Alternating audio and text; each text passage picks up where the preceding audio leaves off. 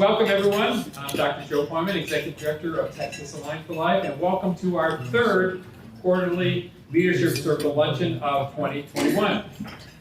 To all who are present in Austin and those watching online, we are so glad you are here.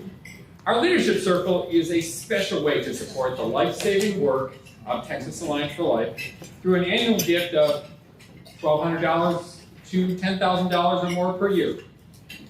To current Leadership Circle members, we thank you. And if you're interested and decide to join our Leadership Circle, either here in person or watching online, I think we have cards on the tables. You can talk to Lance Peterson. You can visit our website, texasallianceforlife.org. As you know, pro-life Governor Greg Abbott has called two special sessions this summer to address issues not accomplished during the regular session. You may have seen our news release that just yesterday that the Senate passed on Wednesday Senate Bill 4, a bill by Senator Lucio from Brownsville to ban mail-order chemical abortions and to create safety protocols for chemical abortions for women. The issue is critically important as chemical abortions now make up a majority, 53% of all abortions in Texas. The House has not yet taken up this bill.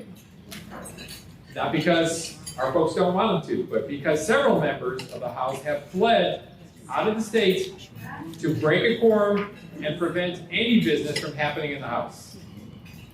We are confident that when the quorum is established, the House will promptly pass this bill, and pro-life Governor Greg Abbott will happily sign it into law, as he's done with so many other bills. We have been partnering with Texas Catholic Council of Bishops, Texans for Life, and the Susan B. Anthony list on this important bill. Now, under the leadership of Governor Abbott, Lieutenant Governor Dan Patrick, and Speaker Dave Phelan, the regular session ended in May and was perhaps the most successful yet. I believe future generations will remember it as being one of the most substantial ever with respect to protecting unborn babies and their mothers from abortion. There's a handout on your table, and it is it's a 4-page list of accomplishments, and that is available on our website as well. No quiz later, because you can read it at home. But the legislature, here's a quick summary of those, okay? Number one, the legislature increased funding for the state's highly successful alternatives to abortion to $100 million for the biennium. With the goal of serving 150,000 women per year. Now, you probably heard about the Texas Heartbeat Act to ban abortion at 6 weeks, and that goes into effect September 1. Now, that law is facing substantial legal hurdles, but we are hopeful that it will substantially disrupt the abortion industry and save lives. Perhaps the most substantial accomplishment is the Human Life Protection Act, a law to completely protect unborn babies from abortion beginning at conception, fertilization. And that law will go into effect when and to the extent the Supreme Court reverses or modifies the terrible precedents of Roe v. Wade and Planned Parenthood v. Casey. Now, of course, Governor Abbott signed those measures into law, and our board and staff were honored to be present when he did so. Ever since the Supreme Court's tragic Roe v. Wade decision 48 years ago, the courts have blocked dozens and dozens of state laws that protect unborn babies before viability. And what's viability? Viability is something the Supreme Court kind of made up in a legal context, that is when the baby can live outside the womb, if born prematurely. The Supreme Court has tied the hands of the legislatures across the country and prevented them from doing more. The legislatures can only ban abortions after viability, but not before viability. Consequently, We have tens of thousands of abortions every year in Texas, more than 53,000 in 2020. Now, the court did something more recently that could be the start of an earthquake. In May, they accepted a case directly challenging the very foundation of Roe v. Wade and Planned Parenthood v. Casey. The case is Dobbs v. Jackson Women's Health Organization, and the question the court will address is whether any ban on abortions prior to viability is constitutional. Folks, this is the case we have been waiting for. The court, with the conservative majority we never had before, could take this case and use it to scale back or even overturn Roe and Casey's precedent. So that is what's before us. Now, to assist the Supreme Court in thinking properly about this issue, Texas Alliance for Life Trust Fund, our 50C3 or 501c3 organization, has funded and filed a friend of the court brief called an amicus curiae brief. There's been dozens of those filed, but I'm going to say that this brief is probably one of the most important submitted on our side. Now, the brief was written by Maura Quinlan, a constitutional law scholar and associate of our special counsel, Paul Linson. Paul resides in Chicago. You never see him because he's just not a good flyer, but we talk with him daily. Okay. Anyway, he and Maura Quinlan have worked on law review articles together about how to undermine Roe versus Wade.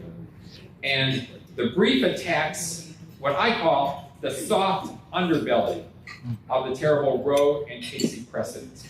The notion that a lack of viability of an unborn child prevents states from protecting those babies from abortion.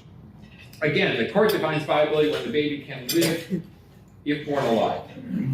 That arbitrary line, not well founded in science, reason, or law, is the reason Texas cannot protect these 53,000 plus babies who die every year from abortion. If viability falls, Roe and Casey can fall too. That is what is at stake. Now, what's the time frame? Well, briefing is still being filed. Oral arguments will be heard at earliest in December. And the court will likely release its decision at the very end of its term, which is late June 2022. Now, it's entirely possible that next year at this time, the power to ban abortions of babies who are not yet viable could return to the states. And if that happens, our Human Life Protection Act will almost immediately begin protecting those unborn babies from the tragedy of abortion.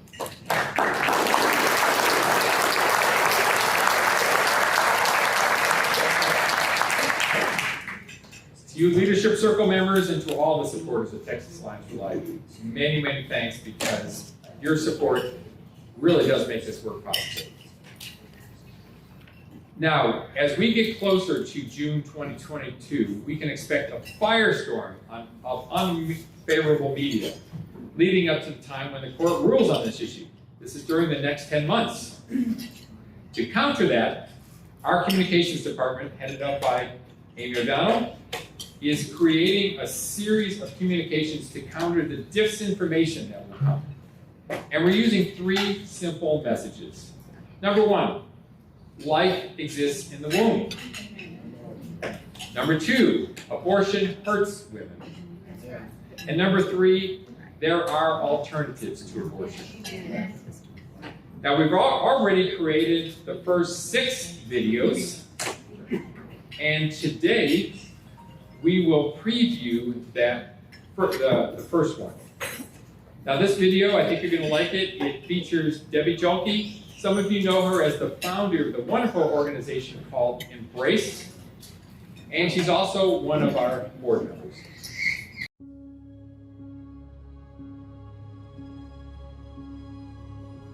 Today I want to talk to you about dehumanization. What is dehumanization? It is when we determine that a life is not valued, when we determine that that life doesn't matter. We've had dehumanization in our nation, and it has not turned out well. It's been many atrocities that we are aware of that have happened, and they were not right. Margaret Sanger was a eugenist and a racist, of course, who determined that Black lives did not matter. And she wanted to eliminate people who look like me. She founded Planned Parenthood for just that reason. And the legacy of the abortion industry is about dehumanizing individuals. They want us to believe that lie, that our babies don't matter, that our babies in the womb do not matter if they're not planned, if they're not wanted, if they're not socioeconomically well off, if they're not seemingly able to do things, that they are not important. They are. We are important. And we must not continue to allow these lies to perpetuate in our community, in our families, and in our churches. We must stop these lies.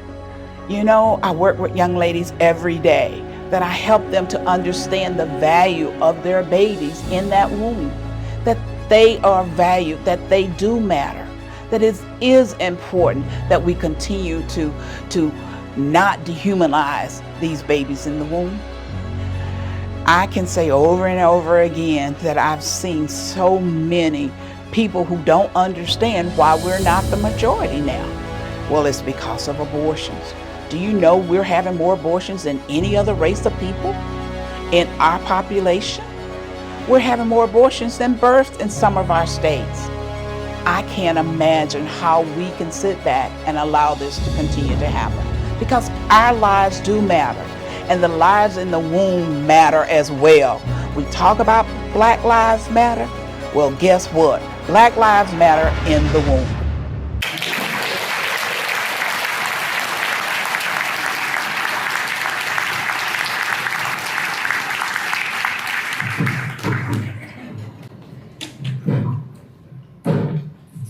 Okay, and we have a lot more of those to come. Our invited special guest speaker for this luncheon was Lieutenant Governor Dan Patrick, but unfortunately Lieutenant Governor Patrick became unavailable today. However, he personally asked to speak one of the greatest pro-life legislators in the Campbell to fill in. And that person is State Senator Dr. Dana Campbell.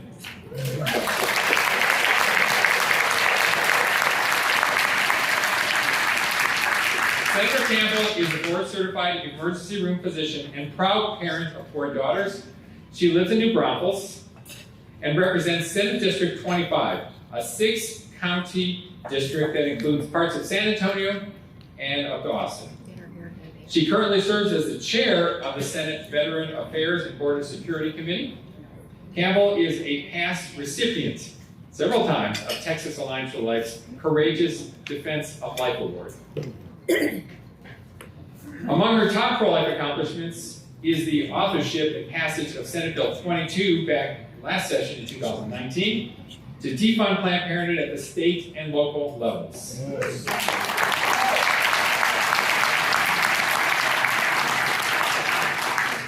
Among her many pro-life accomplishments during the regular session, she helped author the Human Life Protection Act in the Senate. Let's remember, folks, that elections are next year. Senator Campbell and our other pro-life heroes will be up for re-election. More about that to come, but just mark your calendars, okay? Please welcome Senator Donna Campbell.